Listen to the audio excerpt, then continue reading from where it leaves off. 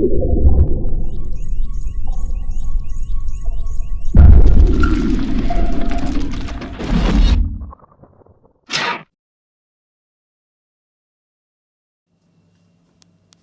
people and welcome to yet another episode of Sandman's Tackle Time. Tonight we're going to carry on the rig theme, and due to a few requests I'm going to do one on cod rigs.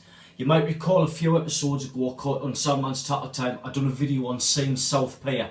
Basically what I was using there was a standard distance clip down rig. The rig that I'm going to do tonight is very similar to that. A few lads have seen that rig but I didn't actually show them how to make that rig. So tonight this is what this is about. So tonight this is a clip down distance rig. We've got the cod season virtually here, so I couldn't think of a better time to actually do this rig as well. Plus I want to talk about a new hook that that's been out recently, and we'll talk a little bit about that. First of all, we'll hear onto these hooks. The hook that we're talking about tonight is what a lot of anglers is talking about, especially those that's the big fan of cod, and that's these chinook hooks. There they are there. That is the Sakuma version. That is the mustard version. Anyway, I've been buying the Sakuma version for a while. Love it to bits. Absolutely fantastic. Extremely strong to say the least. I mean, you kind of bend it. It's really good gear. But it's Sakuma, so you know what Sakuma are like. They're top end gear.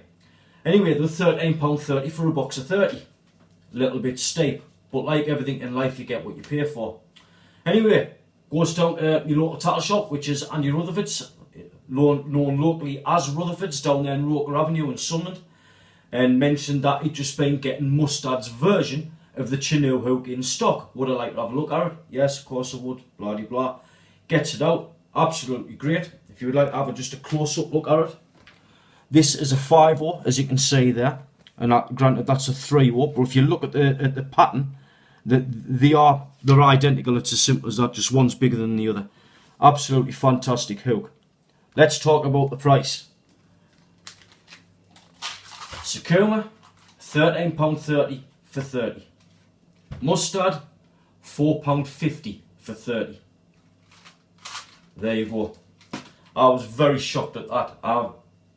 That's less than half price, so I was amazed at that. Like, so you want a little bit of advice from me, you want to save yourself a few quid, take it from me. They're just as strong as the Sakuma, but to save that much, it's a lot of money to save.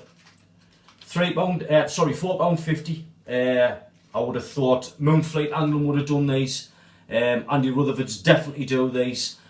Fishing Republic, North East Tackle, I would have thought all your leading tackle shops would have been into all of them. And I know all of them do sell them if you prefer the Sakuma range, which some people do. That's absolutely fine. Anyway, we'll have a go at this rig tonight. The rig that I'm going to do is a cod rig. It's a cod pennel rig. What we're going to start off with is the good old faithful £70 blue marlin, which you can see here. I've got on my line dispenser, if you like to have a look at that. This is a line dispenser I constructed a while back. It's got just all my various lines that I use. I just find it easy rather than having them lying all over the place. They're just in one place and it's very handy for me. I think the cost is about 12 quid to make. I might do a video on it one time. If there's enough interest in it, I'll show you how to do that. Very easy, very easy. Anyway, get your blue marlin, and I always do it. Hold your arm out like that, head to the side, and to the tip of your nose, to there. That's it. That's the length of your rig, buddy. Snip. When you're cutting heavy line like this, what I always do is there's your snips there. Don't cut it at a 90-degree angle like that. So if you were there, don't cut it at a 90-degree angle like that. Cut it at a 45-degree angle, or thereabouts like that. That's what I've done to this. The reason you do that is for these little fellas. Crimps. And sometimes if you cut at a 90-degree angle and there's a little bit of whatever crap or something inside that crimp, it always struggles to get through. So if you cut it on a 45-degree angle and you make it like a point, and it all seems to go through a little bit easy for me. Anyway, so that's your rig buddy. What's going to go on the bottom of that rig buddy is your fast link. I'm going to literally make a fast link right in front of you. if you would like to just come in and watch. Here I've got a piece of, I'll just move that, put that to one side, 7 centimetres long, 316 grade stainless steel welding rods have you seen us use time and time again. I'm going to do this very quickly. Into your plier, halfway through, bend it and make your L, so you've got that. Go to the other end, turn it round, halfway through, making sure that the L that you've made is facing directly at you. Bend that all the way over. So you've then got that. Get your round nose pliers and go to the end where it looks like a L, about 5mm from the bottom, and bend that round. You've now made that. I'm doing this quickly because I've already made a video on fast links. If you aren't so sure about how to make fast links, if you go onto YouTube, please like, subscribe. It's a great channel. Go onto YouTube, Sandmans Tattle Time, and look for fast links. I've done a whole video on these, very detailed and straightforward, and shows you how to make one. Anyway, so we'll get to that stage there. Turn it round, go to the other end, about halfway through your plier. You want it about, what's that, 5mm off the end, roughly. Holding that straight and bend that all the way over. You're then to there, and what we're going to do now is we're going to just nip that up very nicely. There you go, that is your fast link.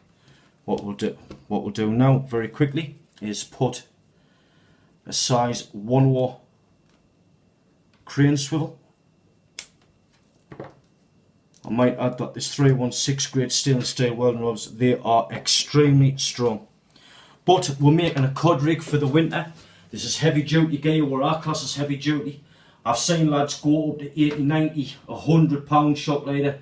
To be quite honest, unless you're fishing some extremely heavy ground, I've always used 70, 80. I've always getting away with that, no problem at all. I fish Seam South Pier, and those that know Seam South Pier know it is extremely, extremely heavy ground, and it always works for me. I know some very, very top anglers around here. Mickey Davison, Dane Furness, they're all really good anglers around here. They all use 70 pound line. Right then, so we've made that that fast link. There it is there. We're now going to tie that to the main body, the rig body line. Pull it through, so you've got about 4 inches. Wrap it around 3 times. 1, 2, 3. Through the bottom. Make a loop. That there would be your standard half blood. But we're now going to go through again. 1, 2, 3 to there. Apply gob oil. Get your pliers and pull that tight. And that there is going absolutely nowhere. This knot, if you've never seen it done before in Sandman's Tattle Time, was shown to us by a mate of mine called Gus McGee. He used to have a Riggs angling supplies at the bottom of Church Street. Good angler, very, very clever. And he showed me this knot, and I've used it ever since. I know I've said that once or twice in Sandman's Tattle Time, but like I say, if you've never heard us say that, there it is there. If you look at the knot, I'll quickly get a piece of wire just so I can point out what I'm talking about. If you actually look, the mono goes in and the mono comes out the same way as it goes in. It bites in on itself. It's an extremely strong knot. I mean, very neat and tidy. That's it there. Anyway, so you've got to that end. Trim off the excess. Put that to one side. You know there. Now what I'm going to do is I'm going to apply a breakaway impact shield. The reason I'm doing that is because what if you're using crab? You want to belt it out there and you want to protect the bait a bit. You're using fresh crab, so an impact shield would protect that crab to a certain amount. So here we are, there's your impact shield. There's your piece of rubber that you've gotten with it. I've already cut that down. Slide that over your rig body first, followed by your impact shield. That goes to there, followed by a bead. I've used fluorescent yellow in this case, so I'm hoping for the camera you can see that. Then get yourself a crimp and slide the crimp straight over there. If you look at that, that crimp went straight over because I've cut that at a 45-degree angle. Right, so you're now there. There you are there. Put the rubber over the bottom of your impact shield. There it is there. Now I always like to give myself a good inch and a half from the bottom. Like that. Drop down your bead. Let's put that out the way. Drop down your bead and your crimp, so you're just above your impact shield. Use round nose pliers. Please don't use cutters or any other plier, because when you apply pressure to the crimp you'll just cut straight through it, and you don't want to be doing that. Anyway, I've put a single, I've clamped down once on there, so that's now in place, so it doesn't matter what happens, that would stop there no matter what. Right, that's where we are now. We'll now go to the other end of the rig, and the first thing that you want to do is a crimp. In this case tonight I'm going to use SRT springs. There's an SRT spring there. The reason you use these SRT springs is because it keeps the rig under tension as it's going out, which in turn stops the hook from coming off your hook clip. So you slide your SRT spring over like that, a bead, you swivel, your bead, and then you crimp. Leave that there for the time being. While you're on, got a size 1 crane swivel. Pull that through again, 4 inches or so, 3 times. 1, 2, 3, and all what we're doing here is repeating the knot that we've done on the bottom. 1, 2, 3. Again, put a little bit spit on and pull that down tight.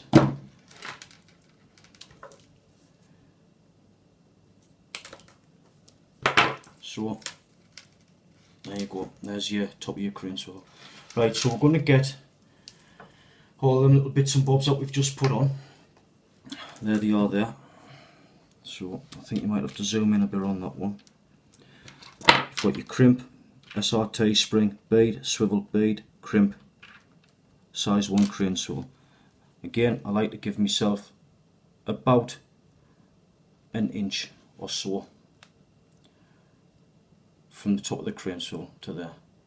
I've nipped that between my thumb and my finger. I'm now going to crimp that twice. 1, 2. Maybe crimp's the wrong word, but I've put the pliers on them twice, as you can see there. Go to the other end, as you've got it there. As you're doing this end, if you've never used these SRT springs before, try not to give it that, like compress the spring. Just leave it slack. Just to move the crimp, and just as you can feel the spring starting to compress, you want to stop it there. And again, 1, 2. There you go.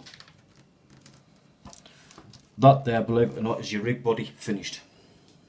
So I'll quickly show you. I'll put it like that. So you've got your imp, if you like to call it that, or your fast link with bait clip, if you want to call it that, whatever. So you've got your fast link onto a size 1 crane swivel, coming up on your breakaway impact shield, bead, crimp, goes up around your rig body, like I've just said, crimp, SRT spring, bead, swivel, bead, crimp, size 1 crane swivel. Right, that is your rig body done. We'll just lay that to one side. The hook snood that we're going to use today, if you can see here, I've got a wide variety.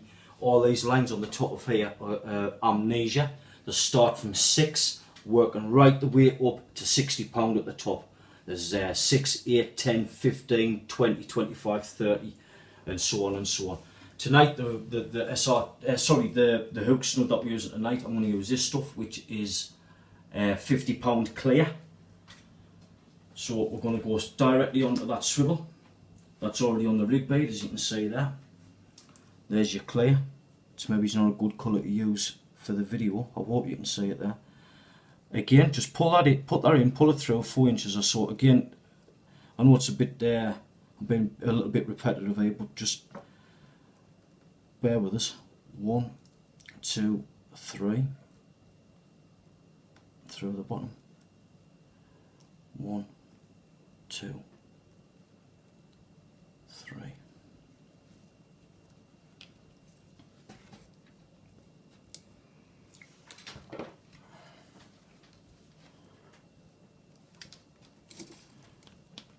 When I'm doing these, I always like to give it a bit of a wiggle just to make sure that that's at bed. Very strong, because there's no doubt the fish is going to wiggle it later anyway. This is the important bit. Holding the top of the rig between your thumb and your finger, hold your crane swivel. With your other hand, do exactly the same.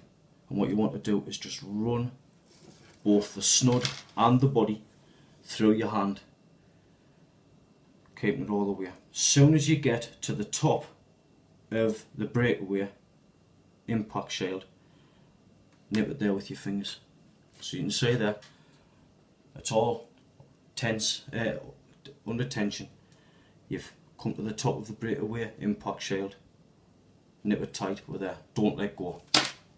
That's where you're going to cut it. Snip. Right, we've now getting that far. Then what you can do, you don't have to put this on, it's just a personal thing that I do. All this is here is a little length of silicone tubing. There it is there, Sakuma silicone tubing. It's very cheap, it's about £1.10 for a metre. You can get various makes of it. I've just happened to have Sakuma here handy. This is 1mm silicone tubing. What you do is slide up your line until you hit your swivel. Make sure it's nice and wet. And quickly nip it tight between your thumb and your finger and pull it over, like so. And what you want to do is, if you can see there, it's just gone over the nut and over onto the swivel slightly.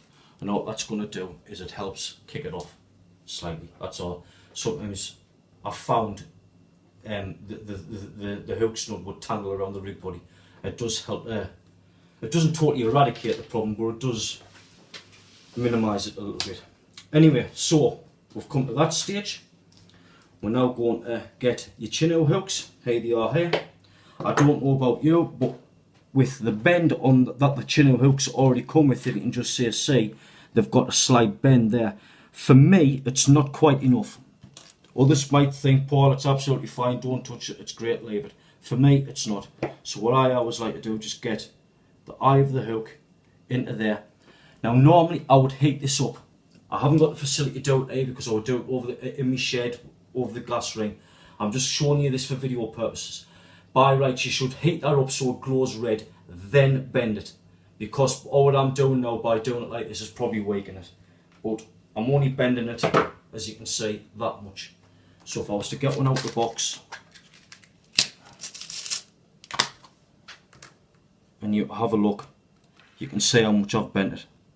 Very, very little. But I do suppose I have weakened it somewhat, or the carbon that's in it, I've weakened it somewhat. So the correct way to do it is heat it up till it's glowing red, whatever you want to use, a light or whatever, and then bend it there and let it cool down naturally. But just for photographic purposes, I've just done it that way this evening. Anyway, so you've put that slight bend in. You don't have to do it if you don't want to. You might be happy with the way it is. If you are, that's absolutely fine. Just for my personal preference, I like to have that little bit more of a bend in it. Anyway, so we're getting there. So the first one to go on your hook snood is obviously your chin-out.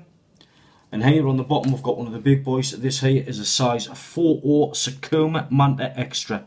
That there is an extremely strong hook. Very good cod hook. And we're going to use that as our main hook. So your line goes through the bottom of there, pull that through a good 4 inches. Here we go. 1, 2, 3. Through the bottom. 1, 2, 3.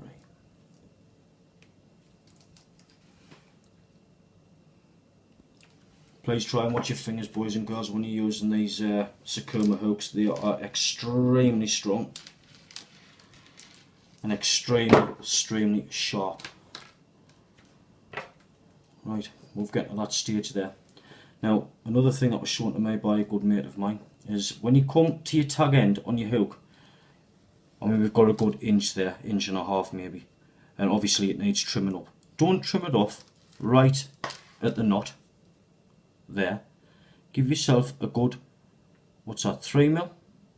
3mm and cut there. So I don't know if you can see that. I hope you can at home. There's your little tag end there. The reason being this, you're using a worm hook.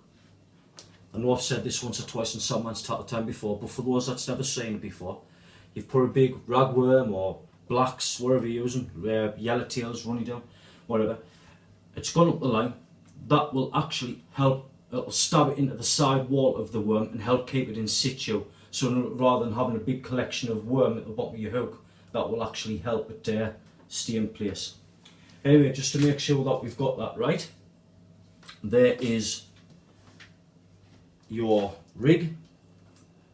You would get your hook would clip onto your breakaway cascade swivel, as you can see, like that. If you'd like to come in and have a look, that comes in directly like that.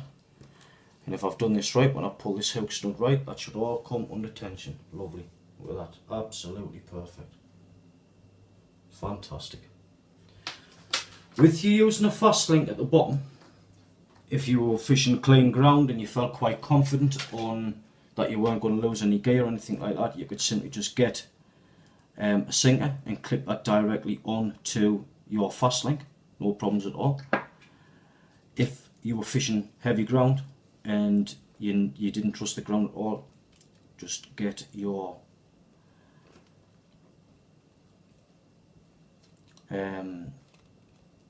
rotten bottom rig. As I can see, I'm struggling to put that on there because this stuff is extremely strong, and that's it. Obviously you would just do the business with your rotten bottom rig. That will go onto there like that. Your hook snood onto there.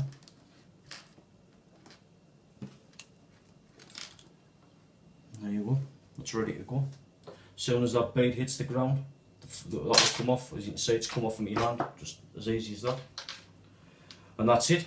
That is one winter cod rig ready to rock and roll. So, many thanks for watching. Please like, subscribe onto our YouTube channel, it goes a long way. Many thanks for the views, many thanks for the support that's coming through. We're sitting at around 62,000 at the moment. Absolutely fantastic. Me and Steve and the team, we just never thought it would turn into this. So many thanks, honestly, it goes a long way. Anyway, so that's the end of another Sandman's Tattle Time. Many thanks for watching. Just take care out there, be safe, and I'll see you on the next episode. Bye bye.